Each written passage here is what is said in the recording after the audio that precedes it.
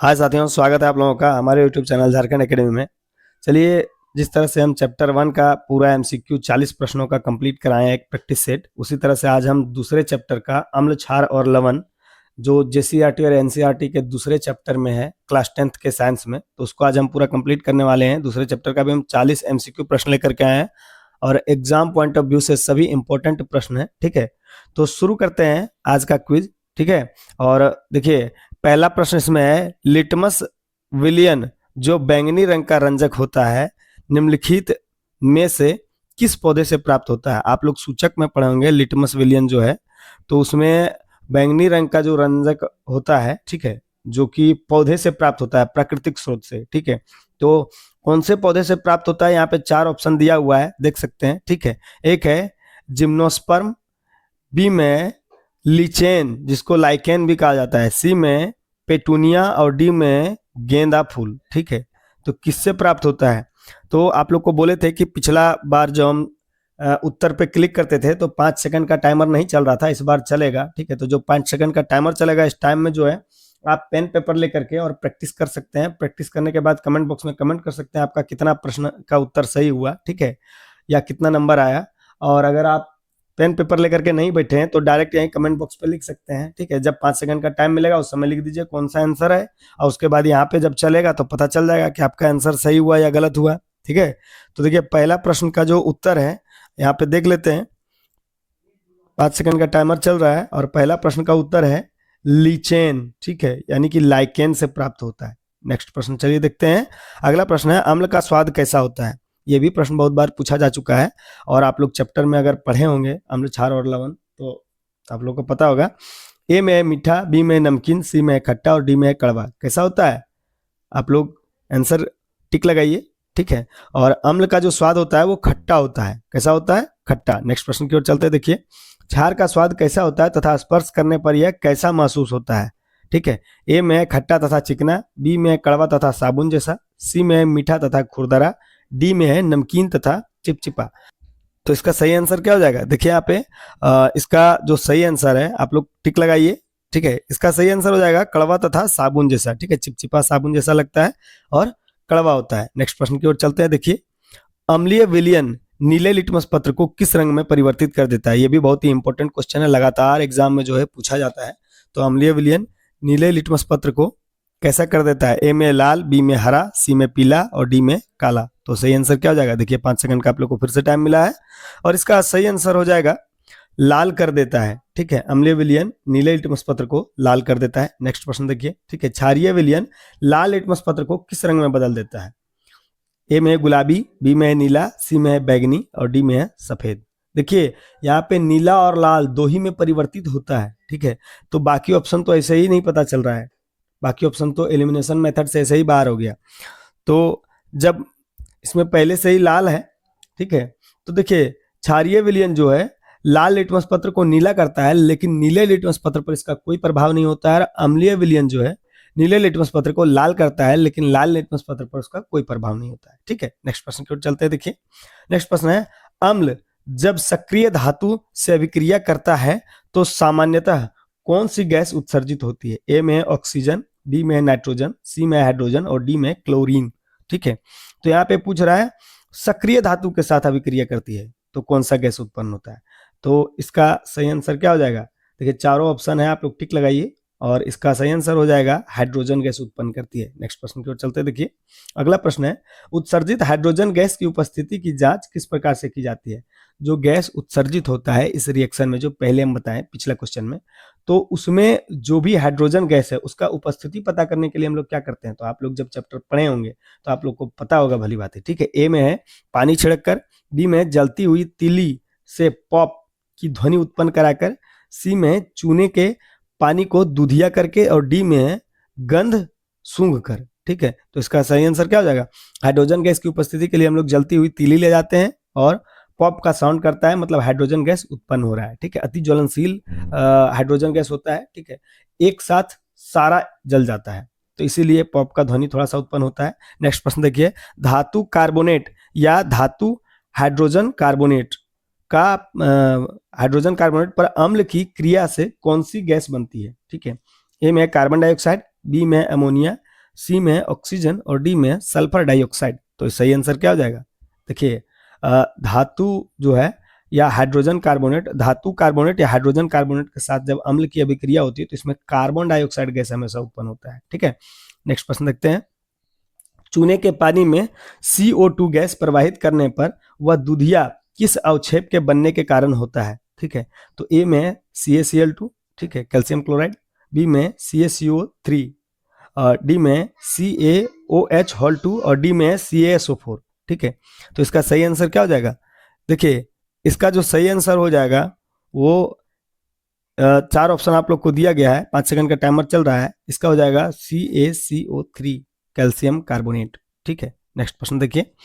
अम्ल एवं क्षारक की परस्पर अभिक्रिया से लवण एवं जल बनने की क्रिया को क्या कहा जाता है? ए में संयोजन अभिक्रिया, बी में वियोजन अभिक्रिया, सी में उदासीकरण अभिक्रिया और डी में विस्थापन अभिक्रिया।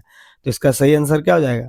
देखिए इसमें जो है क्षारक की परस्पर अभिक्रिया करने के कारण अम्ल और क्षार का तो उदासीकरण अभिक्रिया होता है। ठीक है, इसका जो पीएच वैल्यू होता है 7 की तरफ शिफ्ट होता है। ठीक है, नेक्स्ट प्रश्न की ओर चलते हैं। देखिए इसमें नेक्स्ट प्रश्न में है फिनोलेफ्थेनिन जो एक सूचक है। ठीक है, ये सूचक क्षारीय विलयन में कौन सा रंग दर्शाता है? ए में रंगहीन, बी में गुलाबी, सी में पीला और डी में लाल। इसका सही आंसर क्या हो जाएगा?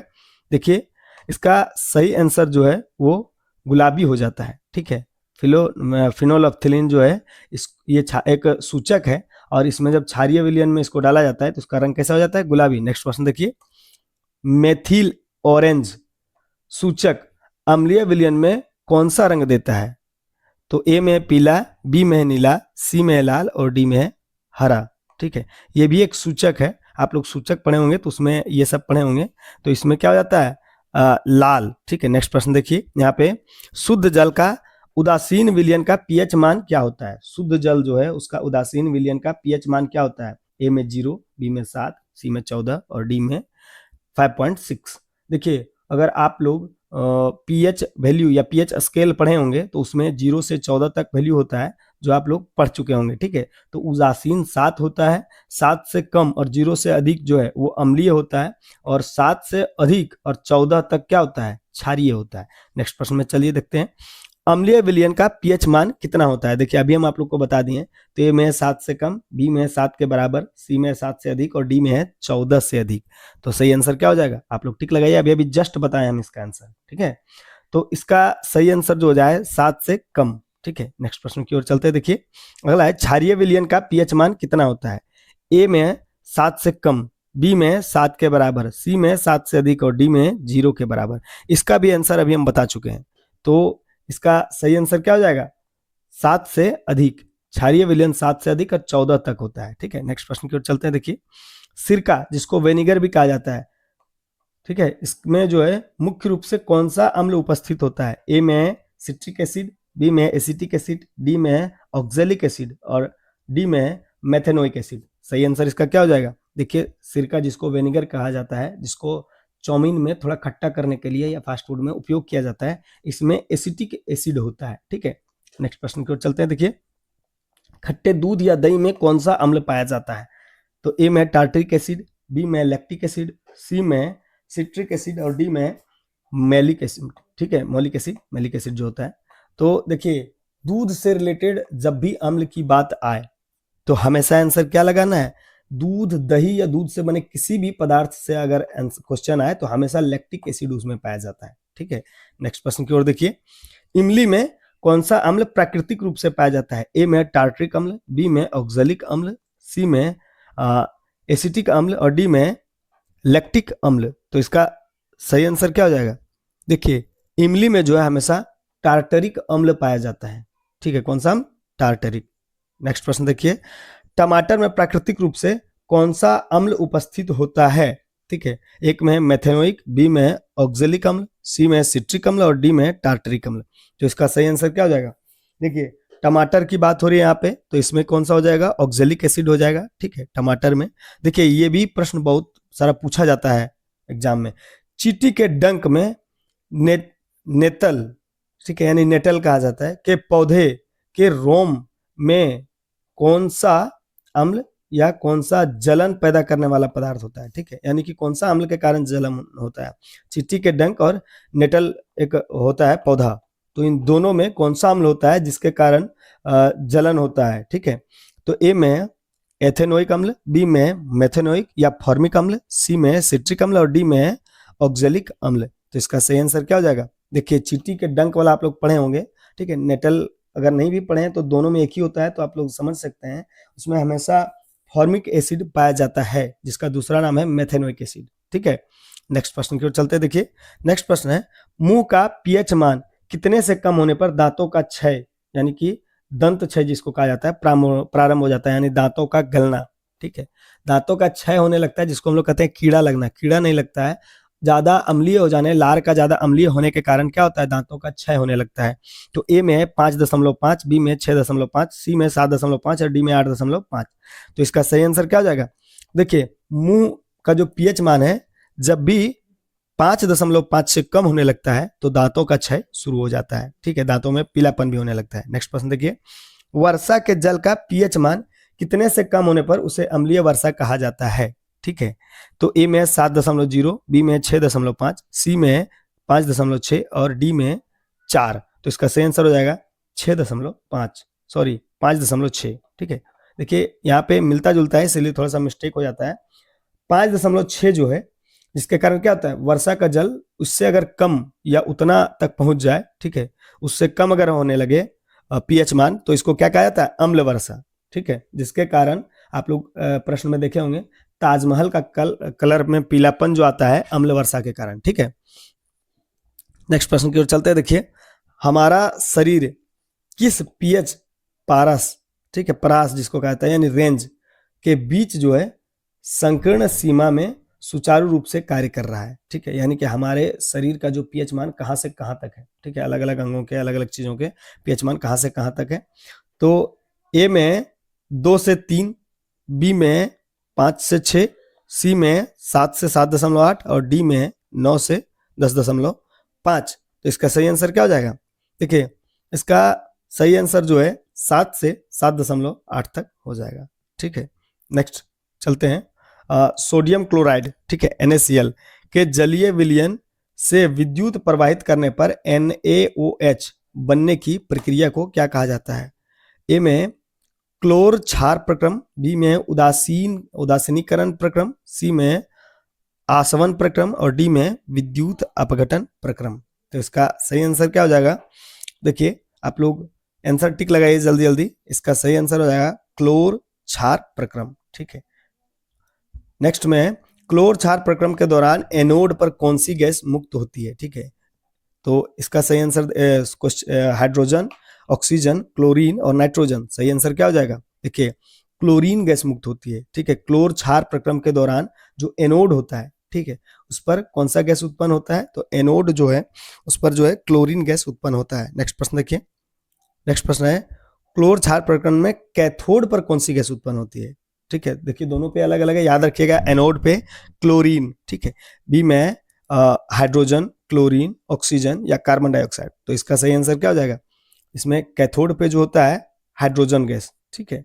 तो एनोड पे क्लोरीन और कैथोड पे हाइड्रोजन। नेक्स्ट प्रश्न की ओर चलते हैं। देखिए अगला प्रश्न है, विरंजक चूर्ण जिसको ब्लीचिंग पाउडर भी कहा जाता है, जिसका रासायनिक सूत्र क्या है? CaCO2, CaOCl2, CaOH2, CaSO4। इसका सही आंसर क्या हो जाएगा? इसका सही आंसर हो जाएगा CaCl2, ठीक है, कैल्शियम क्लोराइड। नेक्स्ट प्रश्न की ओर चलते हैं। देखिए बेकिंग सोडा जिसको खाने का सोडा भी कहा जाता है, उसका रासायनिक सूत्र क्या होता है? Na2CO3, NaOH, NaHCO3 और NaCl, ठीक है। तो इसका सही आंसर क्या हो जाएगा? देखिए 5 सेकंड का टाइमर आपको प्रैक्टिस करने के लिए ही देते हैं, ठीक है, ताकि आप जो है सही आंसर टिक लगाइए और आंसर का इंतजार करिए कौन सा सही आंसर है, ठीक है।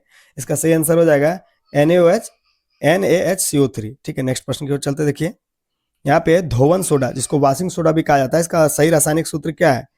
Na2CO3 इंटू 10H2O, बी में NaHCO3, सी में NaOH, डी में CaCl2। तो इसका सही आंसर क्या हो जाएगा? देखिए फिर से आपको 5 सेकंड का टाइम मिला है। इसका सही आंसर हो जाएगा Na2CO3 इंटू 10H2O, ठीक है, धोवन सोडा, ठीक है, जिसको वॉशिंग पाउडर भी कहा जाता है। नेक्स्ट प्रश्न की ओर चलते हैं। देखिए अगला प्रश्न है कि प्लास्टर ऑफ पेरिस, ठीक है, का सही रासायनिक सूत्र क्या है? CaSO4 इंटू 2H2O, बी में CaSO4 इंटू हाफ H2O, सी में CaCO3 और डी में CaO। तो इसका सही आंसर क्या हो जाएगा? देखिए प्लास्टर ऑफ पेरिस का जो रासायनिक सूत्र है वो है CaSO4 इंटू हाफ H2O, ठीक है, याद रखिएगा। एक 2H2O है, एक हाफ H2O है, तो इसमें हमेशा मिस्टेक होता है, याद रखिएगा प्लास्टर ऑफ पेरिस में हाफ H2O होता है, ठीक है। नेक्स्ट प्रश्न की ओर चलते। देखिए अगला प्रश्न है जिप्सम का सही रासायनिक सूत्र क्या है? CaSO4 इंटू 2H2O, बी में CaSO4 इंटू हाफ H2O और सी में CuSO4 इंटू 5H2O और डी में FeSO4 इंटू 7H2O। तो नेक्स्ट प्रश्न का जो सही आंसर है वो हो जाएगा CaSO4 इंटू 2H2O। देखिए जिप्सम का 2H2O, ठीक है।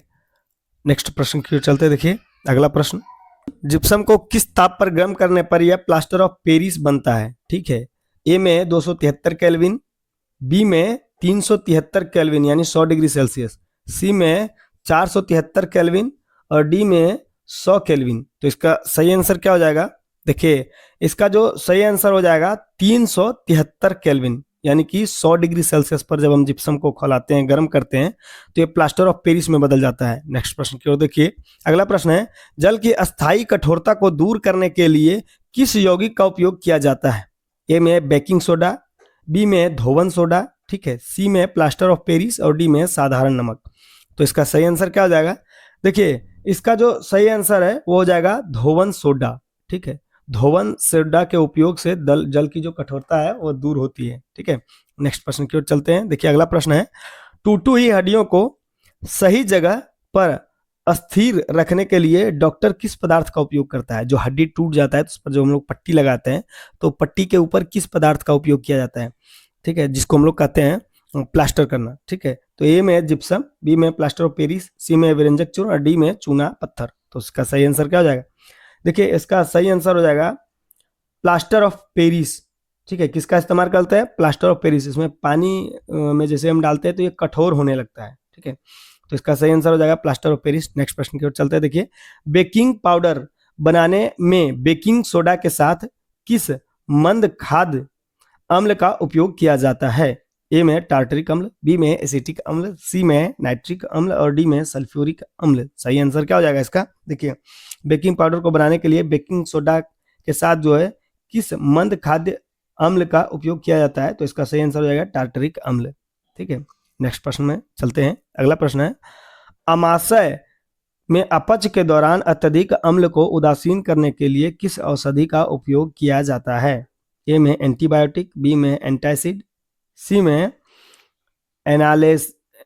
एनाल्जेसिक, ठीक है, एनाल्जेसिक और डी में एंटीसेप्टिक। तो इसका सही आंसर क्या हो जाएगा? देखिए आप लोग जब चैप्टर पढ़े होंगे तो उसमें भी ये आया होगा, इसको कहा जाता है एंटासिड, ठीक है। एसिड के अगेंस्ट यानी कि ज़्यादा एसिडिक हो जाने के कारण, ज़्यादा अम्लीय होने के कारण हम लोग क्षारक, जो खाद्य क्षारक होता है, जो खाने योग्य क्षारक होता है, उसका इस्तेमाल करते हैं ताकि ये जा करके आगे उदासीन हो सके, ठीक है, पीएच मान ऊपर चढ़ सके, ठीक है। तो इसमें हम लोग क्या करते हैं? खाने वाला सोडा का इस्तेमाल करते हैं, या अगर हम लोग इनो का इस्तेमाल करते हैं तो उसमें भी खाने वाला सोडा मिला होता है, ठीक है।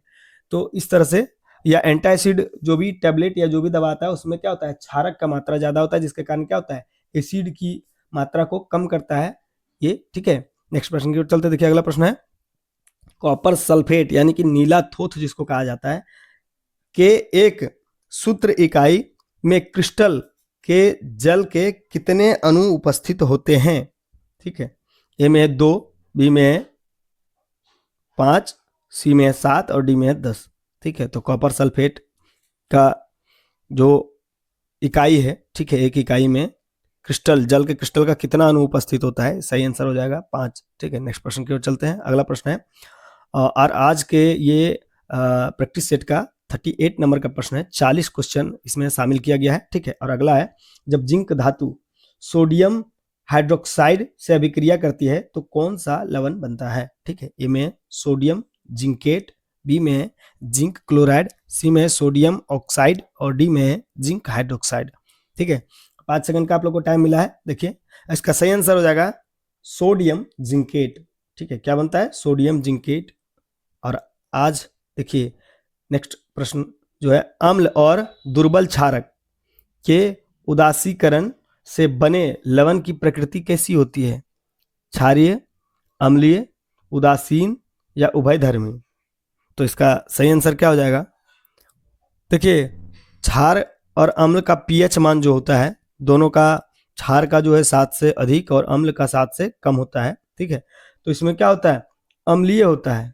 ठीक है, प्रबल अम्ल रहेगा लेकिन क्षार दुर्बल रहेगा। तो इसको उदासीकरण करेंगे यानी कि दोनों में रिएक्शन कराएंगे तो जो हमको लवण मिलेगा वो क्या होगा? अम्लीय होगा, क्योंकि अम्ल की मात्रा ज्यादा था। नेक्स्ट प्रश्न देखिए यहाँ पे। देखिए आज के प्रैक्टिस सेट का अंतिम क्वेश्चन है और इसको देखिए लास्ट क्वेश्चन को करते हैं। ठीक है, शुष्क HCl गैस यानी कि शुष्क लिटमस पत्र के रंग में परिवर्तित क्यों नहीं करती है? तो ए में है ऑप्शन में जल की अनुपस्थिति यानी H+ आयन पृथक नहीं होता है। ठीक है, जल की उपस्थिति में जो है H+ आयन पृथक नहीं होता है। बी में HCl गैस क्षारीय होती है। दूसरा में है तीसरा में लिटमस पत्र खराब होते हैं और डी में है अम्ल प्रक्रिया नहीं करता है। तो इसका सही आंसर क्या हो जाएगा? देखिए यहाँ पे इसका जो सही आंसर है वो ए नंबर का हो जाएगा, जल के अनुपस्थिति में जो है H+ आयन पृथक नहीं होता है। ठीक है, तो इस तरह से जो है क्लास 10th के साइंस का दूसरा चैप्टर जो है अम्ल क्षार और लवण, इसका 40 प्रैक्टिस सेट का क्वेश्चन जो हम लोग कंप्लीट कर चुके हैं। ठीक है, और नेक्स्ट हम लोग तीसरा चैप्टर में चलेंगे और इसी तरह से लगातार अगर आप प्रैक्टिस सेट देखना चाहते हैं तो हमारे चैनल को सब्सक्राइब करें, वीडियो को लाइक करें, शेयर करें अपने दोस्तों के साथ जो आपके साथ क्लास 10th का एग्जाम देंगे। ठीक है, तब तक के लिए बहुत बहुत धन्यवाद। जय हिंद।